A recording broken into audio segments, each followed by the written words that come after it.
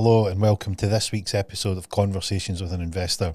Now, an interesting topic. The topic is PMA. Now, for anyone who hasn't heard of the acronym PMA, it stands for Positive Mental Attitude.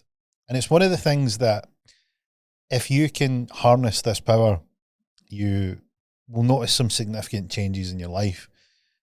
And what might they be? Because let's dispel some of the myths. So, is all you need a positive mental attitude? No, it isn't. Does being overly positive get you all the results that you want in life? No. Is there people that are borderline delusional with overly positive attitudes? There can be, but let's not tarnish it all with the same brush. How does positive mental attitudes impact people, and how can you use them for yourself? And this came off the back of, I've been busy this week with recording content and videos for the property course and the mindset course, which is my mindset coaching community. And what we do in there is we try and create videos and content and put ourselves in someone else's shoes. So what would it be like if someone was starting out? What kind of things would they be thinking? What would they be worried about? What fears would they have? So this really broke into two sections. And the two sections were that there is fear, which is looking at things with that you're uncertain about, and it gives you doubt if you should do them or not. You should know by now my feelings on that. That I think that there is definitely a time that fear's got its place. So, for instance, if a saber-toothed tiger, if you were back in the caveman days, jumps out and tries to eat you, or you're in the woods and a bear comes out of the woods, or you're swimming and a great white shark comes up to find out if you're lunch, then fear is priming you for a response. It's priming you to make a move. Should you be afraid of trying a business? No. Should you be afraid of improving yourself? Absolutely not. Should you be afraid of creating better habits? No. Should you be afraid of getting in shape? No. Right, but there's all these things where the questions that I got asked were, what should someone do if they feel truly fearful about making changes, or they can't push themselves? And quite frankly, I'll remove the expletives because I was pretty fired up. I says they need to get over it. I said they need to effing get over it, and they need to do it now. And the reason you need to do it now is that what is the fear, right? The thing that I would be afraid of is imagine you run your life in two paths, right? In one path, you live in fear, you don't take any risks, you don't take any gambles, and you live a life. And at the end of your life, you look back and you realize that you never done anything compared to what you could have done. You chose fear over adventure. You were risk averse instead of taking a few risks. Like, imagine what your life would look like. Now run the other one, run the parallel where you have a go, you have a crack, you have an adventure, you give it a try. One of the biggest things that you'll find is that when you're doing anything that's new, right, it's hard because you don't know, right? First of all, you don't have the knowledge because you haven't went through it yet. The second thing that you don't have is you don't have the necessary training. So just like if you were going to run a marathon, or you were going to lift some weights, or you were going to climb a mountain, if you've never done any of it before, the very first time is going to be really challenging. And you want to be able to train yourself to get used to what it is that you're trying to do. And if you let fear grip you and not take those leaps, then you'll never run the marathon, you'll never get off your couch, you'll never get into shape, you'll never get bigger or stronger in the gym, and you'll never take that risk in terms of, could I change my life if I went out and had a little shot at it, a little shot at a business? Maybe you want to buy a property, maybe you want to become self-employed, you know, you want to try. You want to have a go at something particular. So the two sides of it is that's fear. So where does PMA fit in, positive mental attitude? I've got a good friend in Ireland who swears by this. He's got a fantastic story. Irish Dave, he has got a great story where he's like, you know, it's positive mental attitude. Now, Dave is on the upper end of positive mental attitude because of some of the things that he does. You know, I'm like, that's really up there with being pretty, you know, pretty confident that all you need is to think the right way. But every time it materializes for him. So you've got Dave on the one side, and you've got, you know, scared John on the other side. And what life do you want to live? So you've got, what's the difference when you have fear, and how do you move from fear to a positive mental attitude?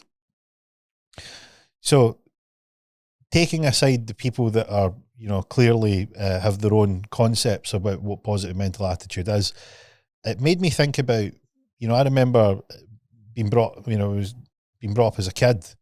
I remember hearing this first from my mum. So it was, you know, positive mental attitude was bandied around in the 90s. And, you know, that's a healthy way to be, you know, because if you, what's the alternative to a positive mental attitude? A negative one? Is that good? Should you be negative? Sure, you've probably been negative. We've all been negative. But is that the attitude that you should have? What's your default like?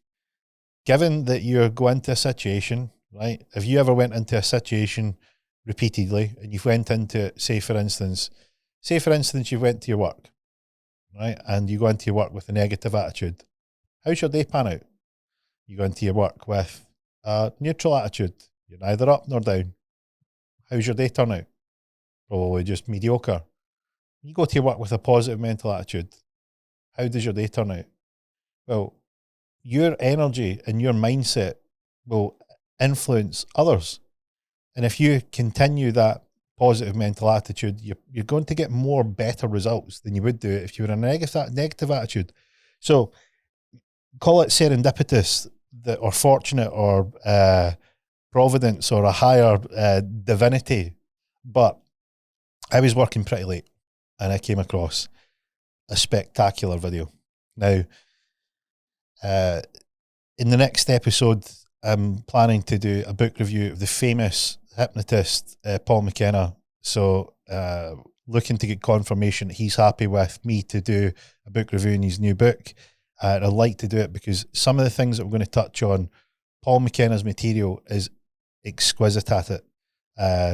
He was famous in the late and early 90s as a TV hypnotist, and he's went on to write many successful books, audio CDs back in the day, and now these are an audio file. So I was listening to some of Paul's work because I followed it for you know, since he first came on the scene in the 90s, and I was a young kid watching TV, and I seen this guy performing these amazing tasks. And when you get into the arena of Paul's ethos is, how do we get the best out of ourselves? How do we put ourselves in a position mentally that we're prepared for a better result? And that's what he works with clients to do, where he takes some of the best people in the world, the best athletes, the best business people, and he takes their mind and unlocks where they're stuck. And he uses various techniques such as hypnotherapy, NLP, suggestion, and cognitive behavior therapy, and basic human instinct, where it's a different perspective.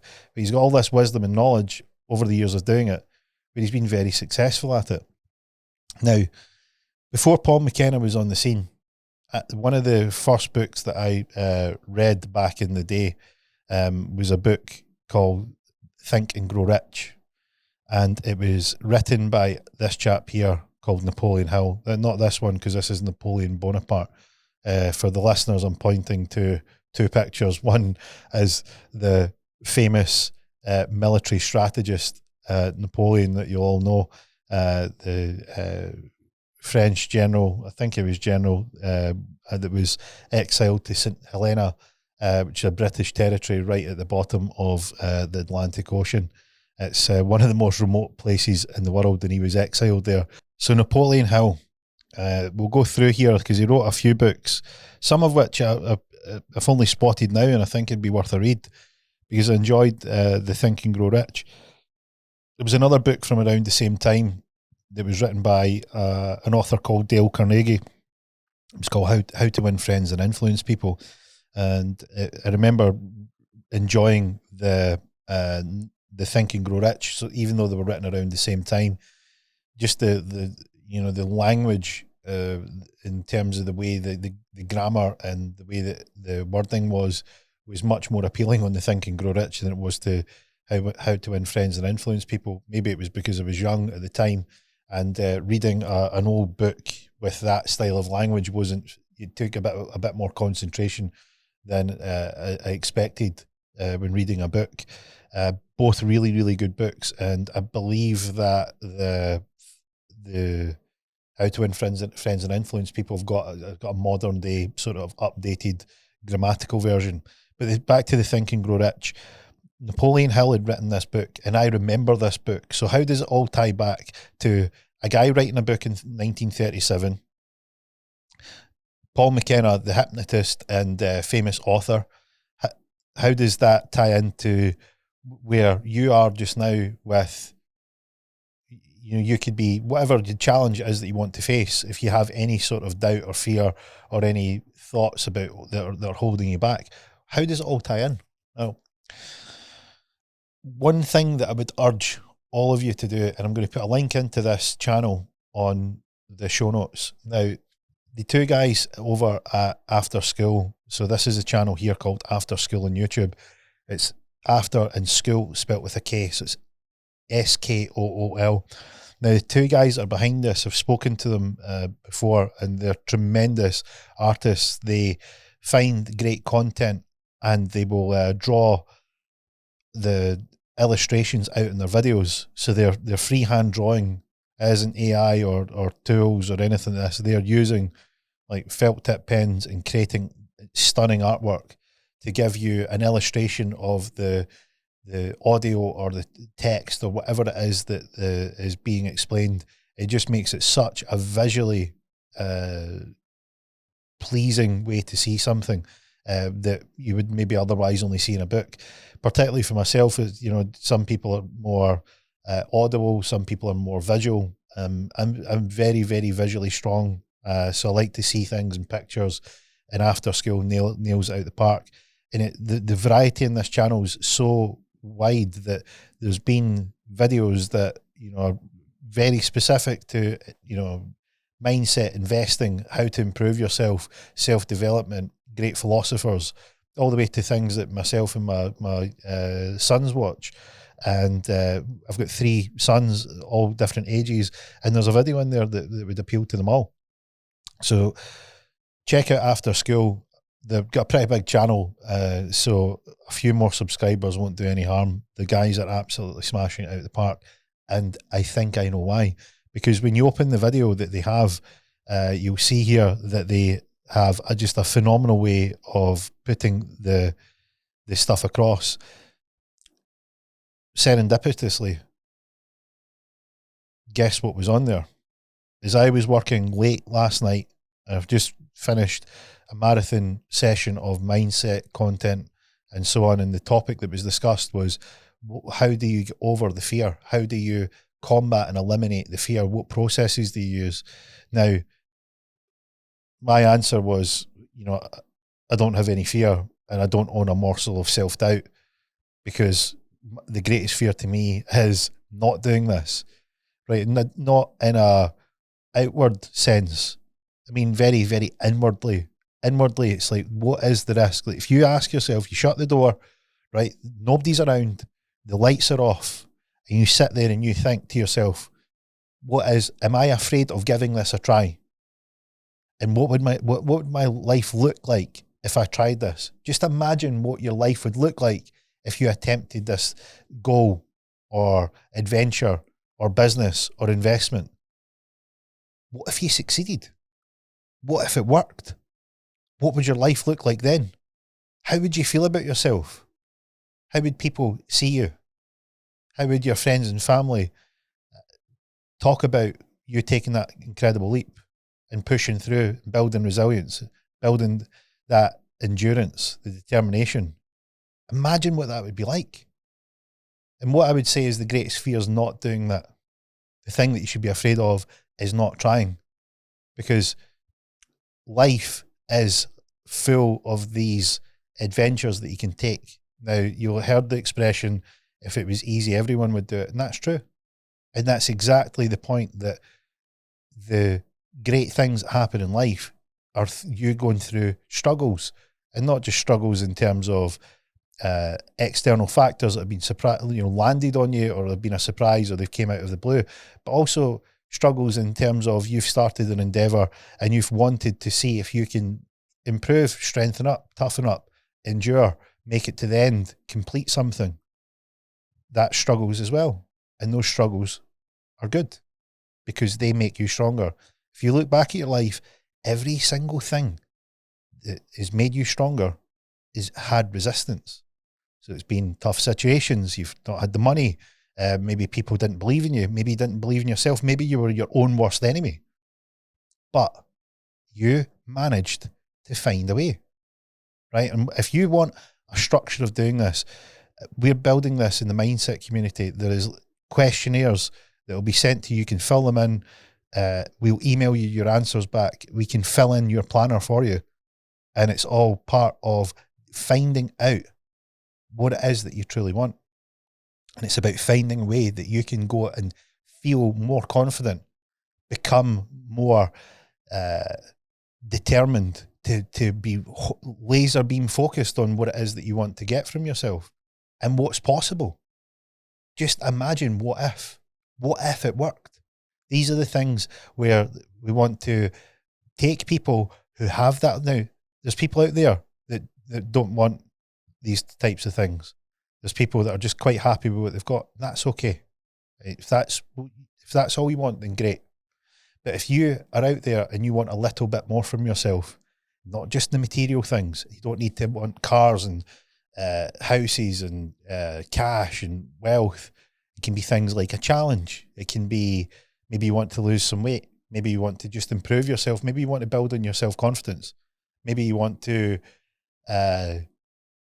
complete a challenge that you failed before. Maybe you just want to have a better mindset. Maybe you've got a few things that you want to try. Maybe you want to take the leap to start something new. Whatever that is, just like if you went to run a marathon, you would want to train.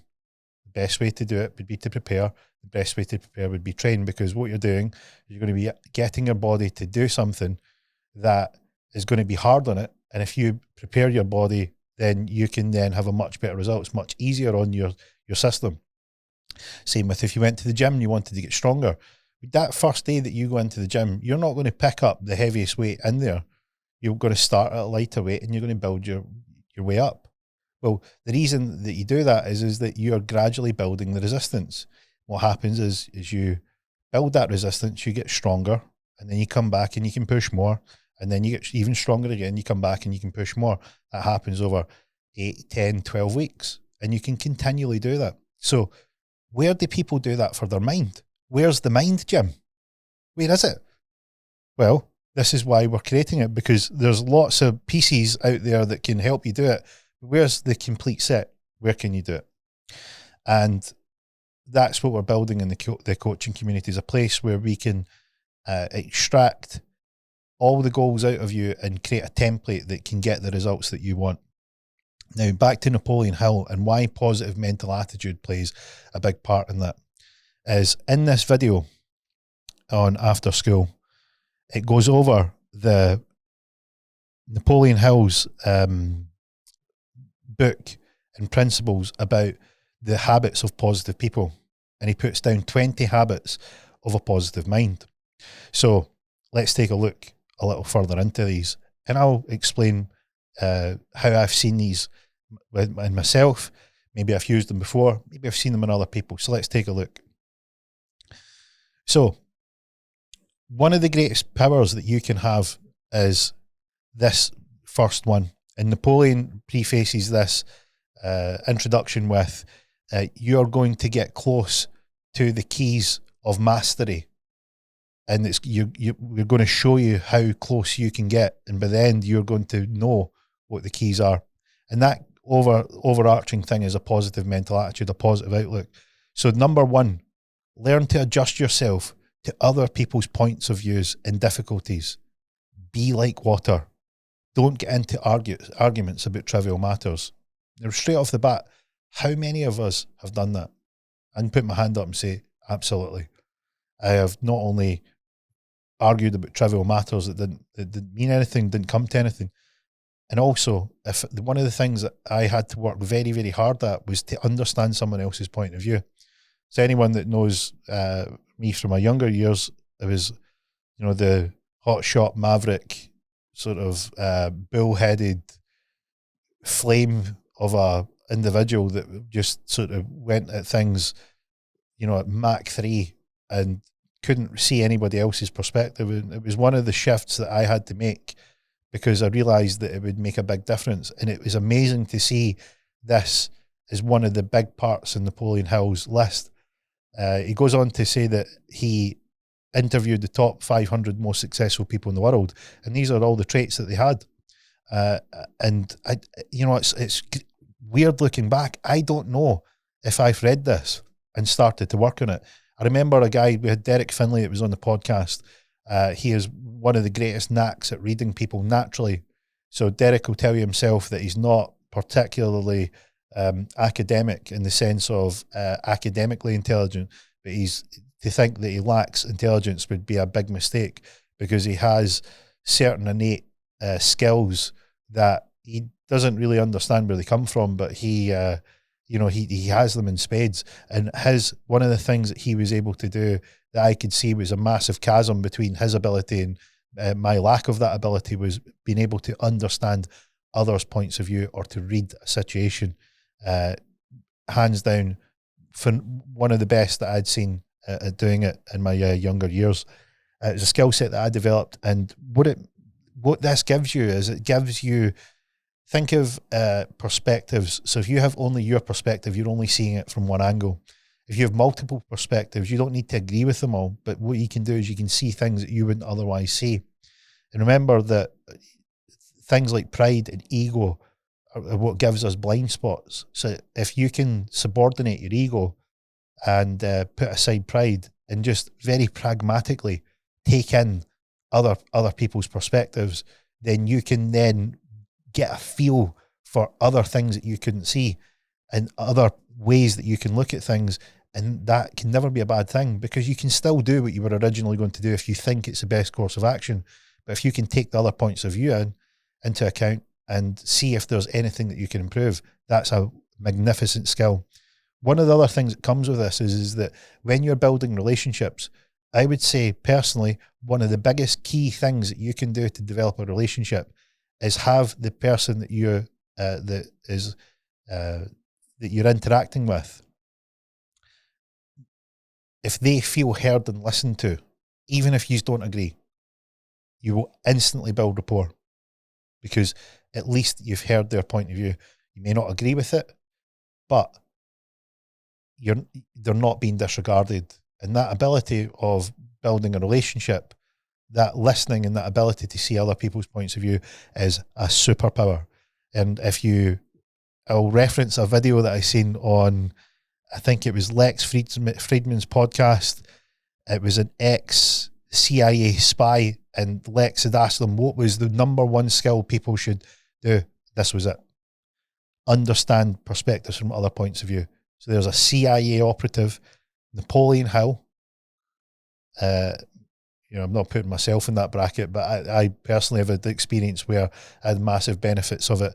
And you've got Paul McKenna explaining this in his amazing books, and you've got this being listed in the video on After School. So there's no smoke without fire. Number one is stuck on.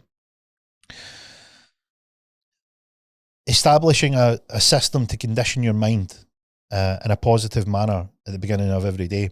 This again, it's amazing to see the similarities in terms of the tools that I'm using in the coaching community. None of the coaching communities, none of this is anything new. It's things that I've picked up along the way from people that have been amazing at doing this. So I've picked up from various books, various journals, and various Audible books, podcasts, all the top tips, and I've amalgamated them together so that you have like but imagine that it's the mindset gym. Well, this is like going into the mindset gym, but rather than having one or two machines, it's got every machine possible that you could train on, and it's having that ability and choice to suit what you need based on where you need to strengthen up, and the questionnaires will help you find out where you need to strengthen up. So one of the things that's in the daily structures is like gratitude. What are you grateful for? Like, let's prime your mind. Bob Proctor was a great author, and he was a big proponent of this, where he says, look, there's only two feelings, right? There's a good feeling and a bad feeling. You can't feel happy and sad at the same time. And I explained the story about my kids. If my one of my sons has been maybe a bit moody and they're having a bit of a tantrum, I'm notorious for making them laugh. So even though they don't want to laugh, they'll burst out with laughter, and they're trying to be upset, and they'll hold it until they can't hold it anymore, and then usually the snotters will burst out their nose, and everyone has a good laugh at that, and it's great because it just shows that expression to be true, that you can't be happy and sad at the same time. So if you're looking to prime your day, then what are you grateful for? Like, what is it? What results have you had that you should be proud of? Like, what good things have you got? It'll not take you long to feel really, really good, really a sense of gratitude, and that's a very, very strong feeling, and that'll prime you for the rest of your day. Remember, we're going to start off the day with a positive mental attitude. Number 3, don't permit yourself to be drawn into arguments over unimportant subjects. Again, I think we're all guilty of this. Why get tangled in? Again, I would take full responsibility here. This is one of the things that I would be prone to. And I think it's an amazing point. Like, I'm a big believer in why give your things energy. Like, every single thing in the universe is energy. So Nikola Tesla says it's energy, frequency, and vibration. Once you understand those, you'll understand the keys to the universe. So we are all energetic beings, and we've got the amount of energy that we use in a day. Why do it to unimportant topics? Give your energy somewhere else that's going to have a good impact, a positive impact, and is going to create something good in your life rather than these unimportant subjects. Now, this one was quite funny because it says here, adopt a habit of having a good hearty laugh every time you get irritated. This will change your chemistry in the brain, and it will also set you up for the day. Practice a hearty laugh every day for 1 minute. Napoleon prefaces that when he says, hey, look, you should maybe find a quiet place, because you don't want to practice this hearty laugh in a crowd where you just randomly burst out laughing. And it made me think. I thought to myself, well, that's good, because you don't want to look like a sort of hysterical laughing fool in the middle of somewhere where people go, I wonder what happened there. But the other thing that I thought of is, can you actually make yourself heartily laugh? But given that I wrote these out last night and I wanted to record about them today, I'll need to report back on whether that can be done. I'll come up with some top tips, but for now, there's a question mark over how easy that is to do. If you've got any tips, then let me know. I'd love to hear them. So start every day with an expression of gratitude, okay, for all the adversities, defeats, and failures you've experienced in your life. Give thanks over the passing of time from what you have learned from these experiences. Wow. What about that for a perspective shift? Go and shift your mind to look at the things that people would look at negatively and give thanks to them, because they have shaped you to who you are today. You're tougher and stronger and better for those hardships. One of the things that I see a lot of is people that have had a very sort of cushy life. It's just been easy. And they are some of the most dissatisfied people I've ever seen, because they've had it easy and they haven't been forced into a challenge. They haven't been forced into the difficulties, and they yearn for it. They seek it out, and so they should, because that's where growth lies. He goes on to say that give thanks and for all the blessings that you expect to receive through the day. Now that's a very traditional 1930s way of putting that, and I'll change that up to what that would sound like today. So if you're setting yourself up for, say you've got a few meetings, maybe you've got a call, maybe you're starting a new job, maybe you're interacting with people. Well, think about what would it be like if you had great interactions. Imagine what it'd be like if everything went well, and just think for a moment, go, yeah, that'd be quite good if that happened. And there's been situations in my life where I know what it's like when you go into a situation with a negative attitude, and it's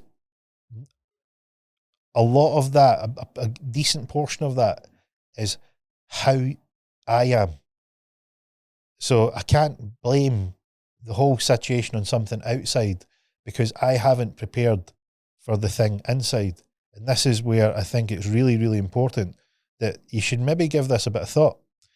And it's worthwhile getting yourself in that frame of mind for great things to happen, because you'll draw them towards you. And remember how this started is that challenges will come up, failures will happen, but remember, they're the things that make you stronger. And if you are grateful for the great things that could happen, and grateful for the things that have happened, think of that shift in your mind. Think of what that's like. I think it's pretty powerful. Number 6, focus on the can-do part of the problem and desires. There is always something that you can do that will help you. Find out that can do and apply it now and do it.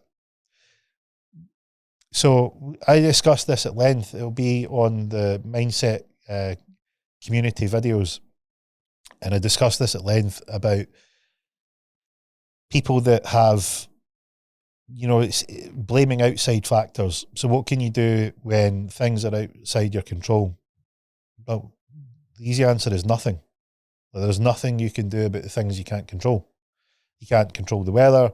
You can't control other people. You can't control if the trains are on time. You can't control if a surprise happens. You can't control if, a bonkers government creates a lockdown. You can't control all these variables. Right? What can you control?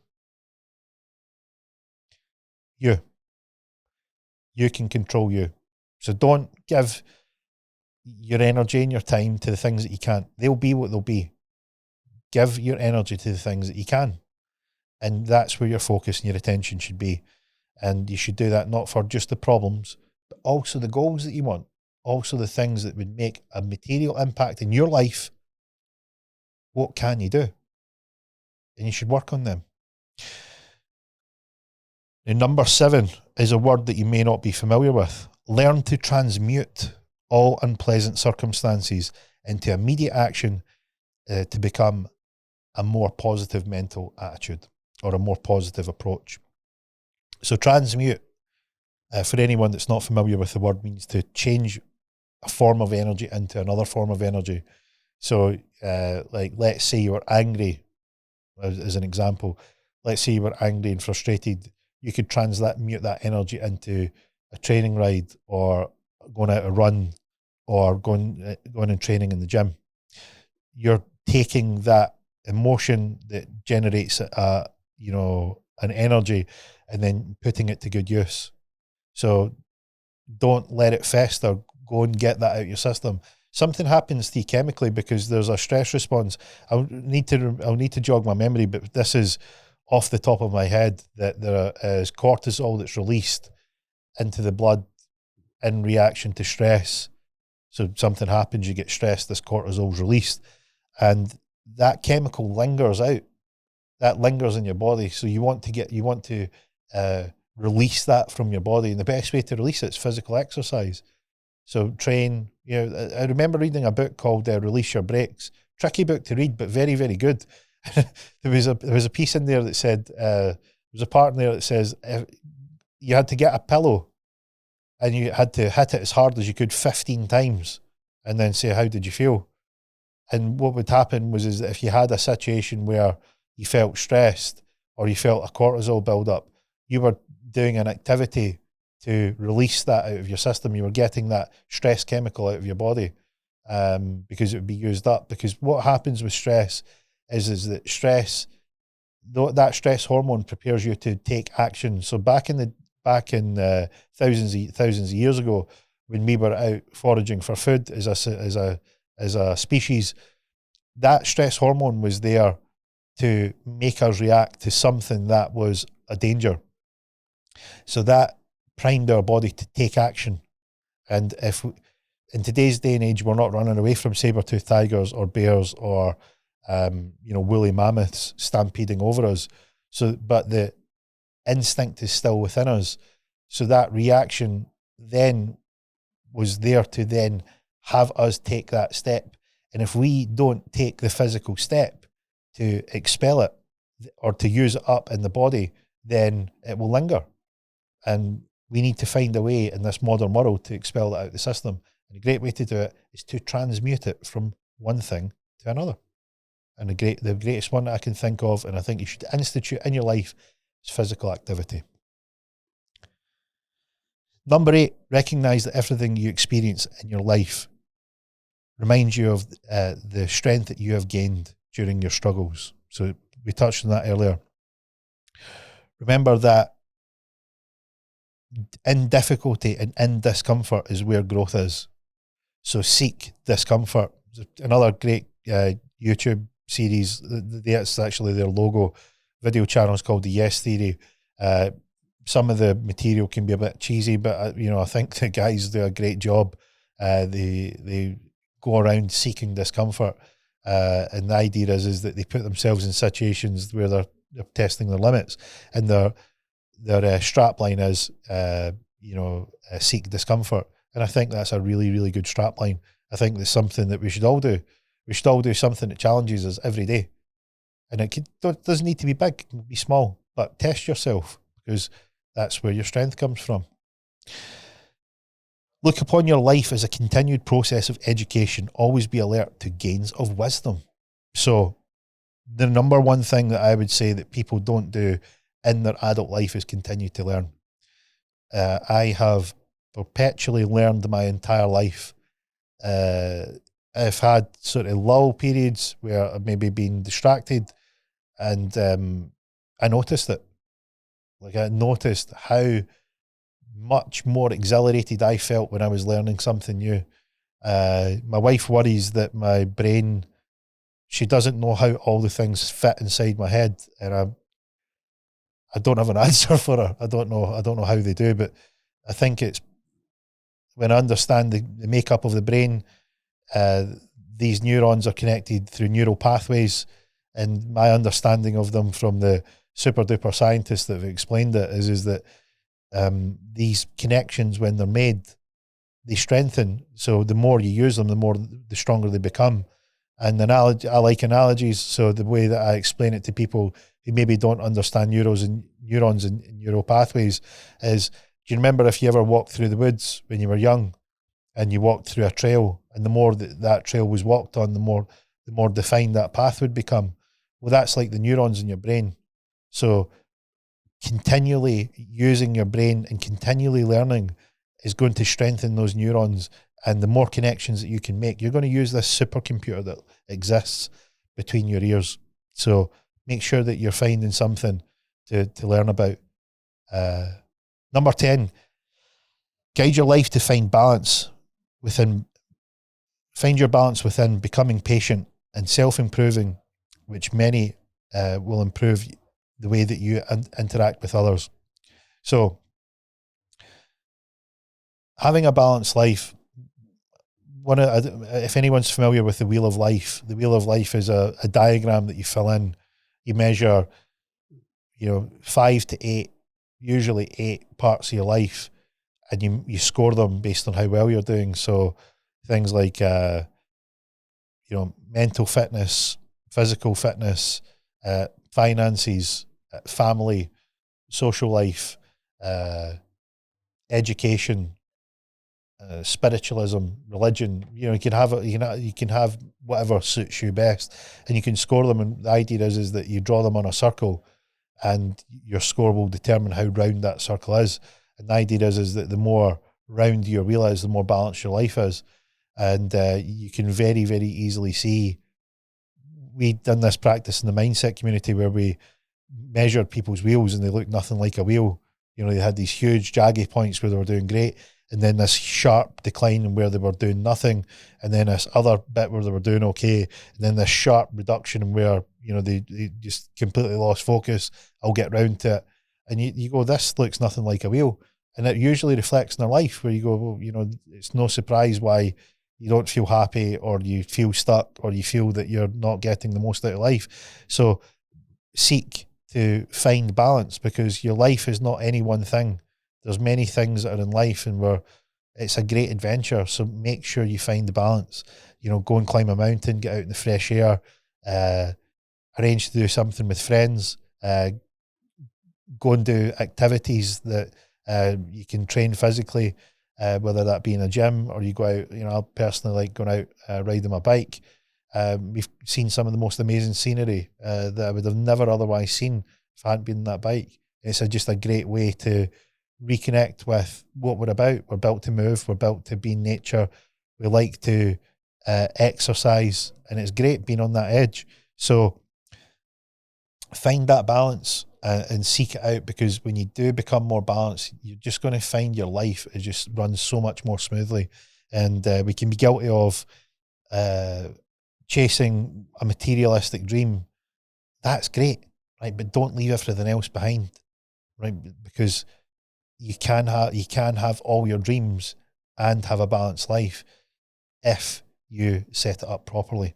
And again, if you need help with that, come and pop over to the mindset community. We're going to get you in ship shape. Number 11, express gratitude twice daily to the power that you have been given over your mind, and ask for guidance in order that you may use this gift wisely. Now, you're going to see, again, this is pointing to a more mystical, spiritual element, which we'll cover off in another podcast. We'll leave it there in terms of, I like where this is going, and I believe that I understand what Napoleon is pointing to here. But just remember that the power of your mind is important. So it shapes you. How you use that will determine what happens, you know, outside. Again, there's factors that you can't control. You can't do anything with them. But the factors that you can, your primary function of how you use your mind, how well you use it, is going to dictate how amazing the results that you get. So it's definitely a place that's worth considering improving. Go out your way to enthusiastically comment on people's good qualities. Don't mention their negative qualities, and watch how they shift to focus on your positive qualities. Now, what that makes me think about is do you know when you meet someone and they're on your wavelength, you find a commonality and you resonate, that energy, that vibration lines up.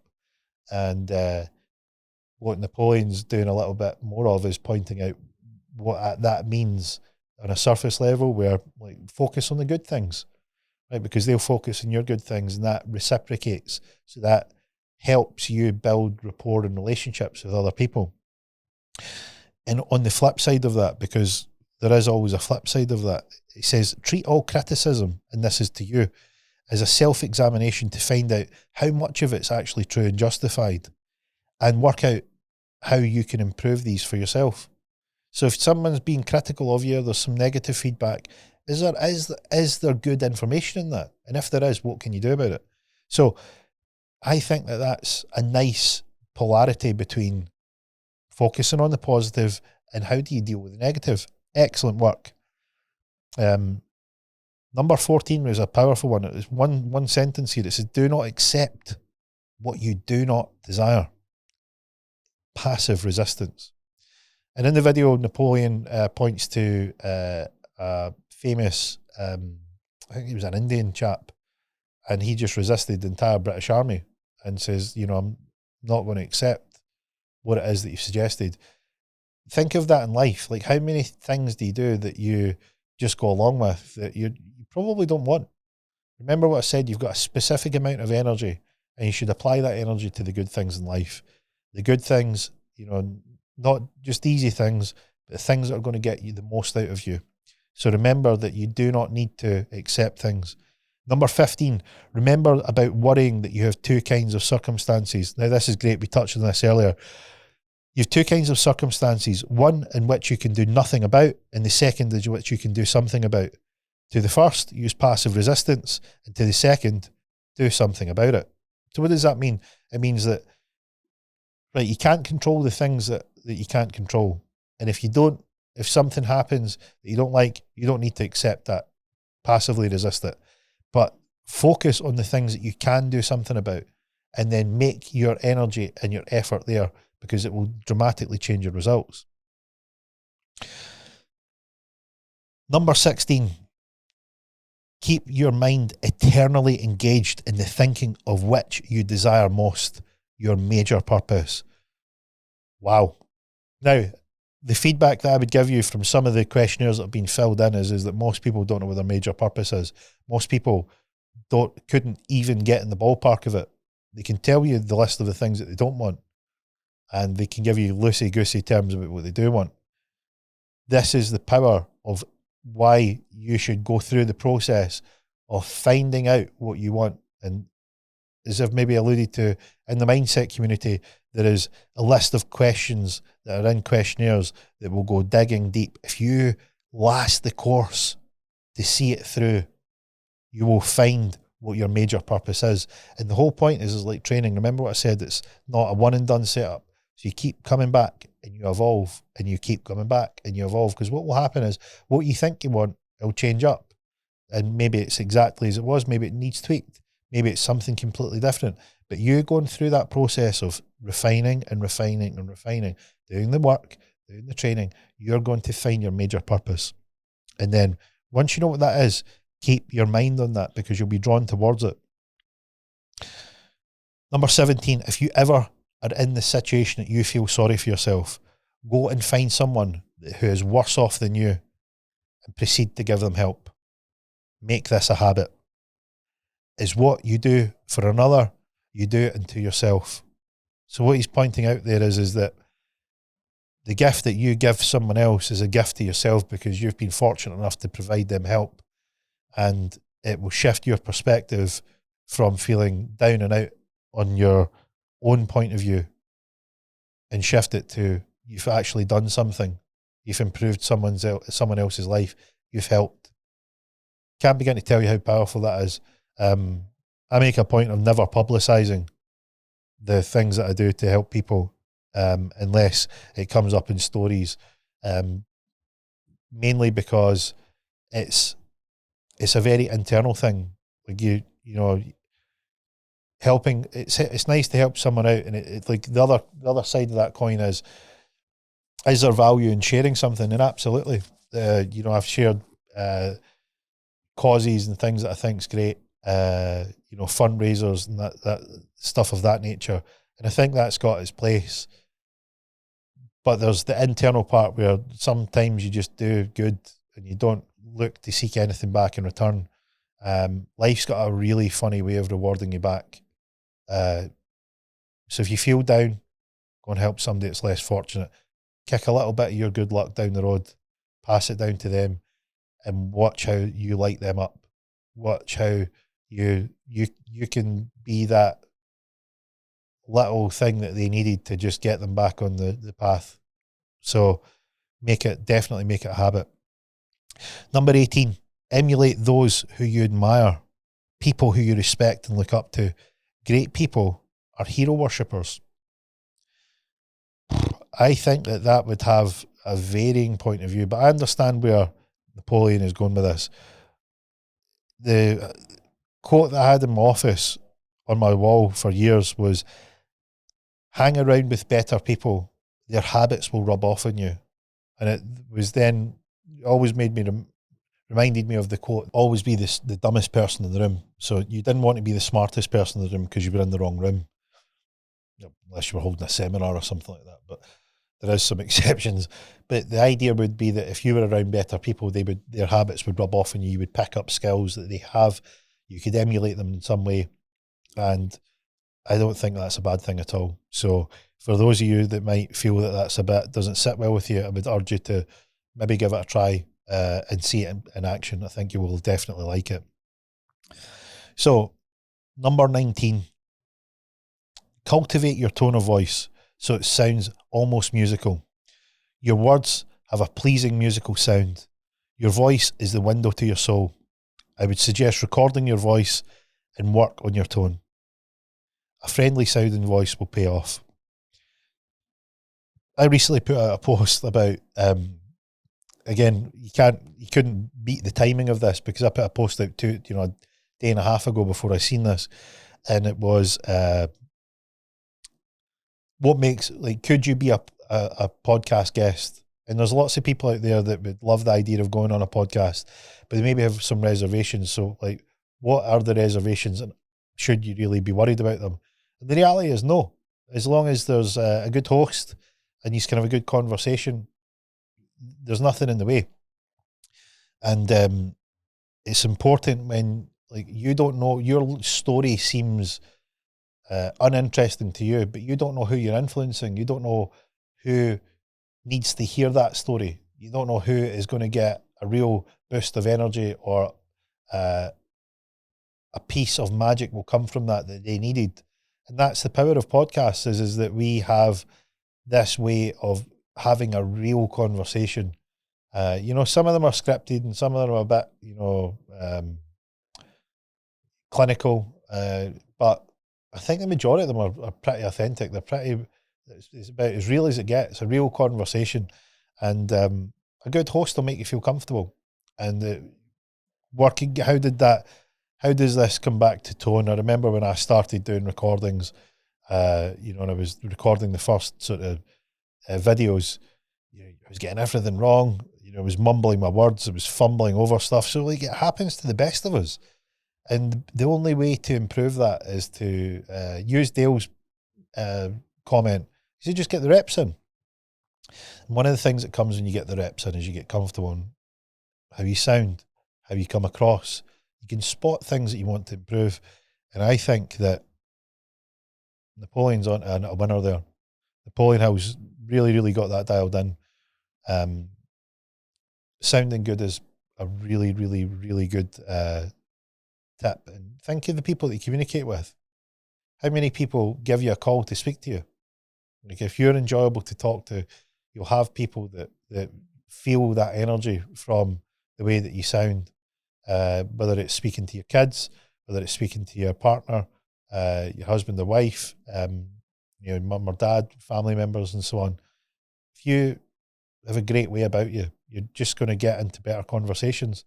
And that really is what it's all about. So I think that that's definitely worth a try. And well, I know that because I've tried it. I've got, a few gigabytes of complete and utter total bloopers. If you want to see them, let me know. I'll maybe put a little collage together for you to have a good laugh at. Number 20, and this is Napoleon Hill's finishing speech. This is his. This is what he's known for, and you'll probably have heard this quote many times before, and you may not know where it comes from. He says, "What you need to write out this sentence and place it somewhere that is visible for you to see. Whatever the mind can conceive and believe, the mind can achieve." Just repeat that. Whatever the mind can conceive and believe, the mind can achieve. And if you think that that's too much for you, go and have a look at all the stories through history of the rags to riches tales, or the underdog winning, or coming out on top, or the hero's journey. Go and have a look at those, because the reason that we find those tales fascinating, those stories fascinating, is that somebody dared to believe, and they dreamt big. And deep down, you would probably like to do that yourself. So remember, what the mind can conceive and believe, the mind can achieve. These are the true great secrets to greatness, he goes on to say. And the one that I would like to finish off on is, you are the only person who can give you a positive mental attitude. No one else can. So let that sink in. Let that power be known. You're the only person that can do it. So step up, get in the game. You've got no excuses. I've got a mindset coaching community that can show you this. You've got this podcast. You've got Napoleon Hill's book. What are you doing? Are you getting in the game or what? Do you want to come along on an amazing adventure? Do you want to have a life that's full of twists and turns where you get a great result? Do you want stories to tell the grandkids when you're older? Well, if you do, come and join in the fun. I hope you enjoyed this episode on Conversations with an Investor. This week's episode was sponsored by Flit Stays. They are the #1 service department provider in Scotland. They've kindly sponsored this episode. If you want to find out more about them, go and visit their website. It'll be in the show notes. They provide service department accommodations, and they help landlords increase their revenues with some of the great strategies that they have. So go check them out.